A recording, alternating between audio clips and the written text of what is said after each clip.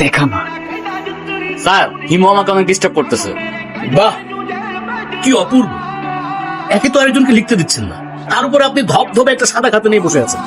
আপনি পরীক্ষা দিতে আসছেন কেন?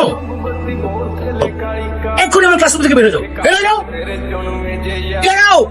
Get out! ওই শুভ্র, কিরে সমস্যা কি? ডাকি শুনুস না বাড়ছে? আজকে এক্সামের মধ্যে দেখাইতে বললাম, কি বললি তুই? আমরা এক ক্লাসে পড়ি, ডাক দিয়েছি একটু দেখাবি না? কি বললি উল্টা স্যারে বলে দিলি, কেন এটা কেন করলি? হ্যাঁ এই, ও তোমাকে কেন দেখাবে? ও তোমাকে কেন দেখাবে? তোমার নিজের কি ব্রেন নাই? তোমার কি জ্ঞান বুদ্ধি কিচ্ছু নাই? তুমি বাসা থেকে পড়াশোনা করে আসতে পারো না? এই তুমি চুপ থাকো, আমি তোমার সাথে কথা বলতেছি। কেন ও কেন চুপ থাকবে? আর ও তো ঠিকই বলছে, তুই বাসা থেকে লেখাপড়া করে আসতে পারস না। তুই কিন্তু মুখে মুখে কথা বলতেছিস। হ্যাঁ করতেছি তো, কি হয়েছে? কি করবি তুই? কি করবো না? আরে, এই, কি করছো?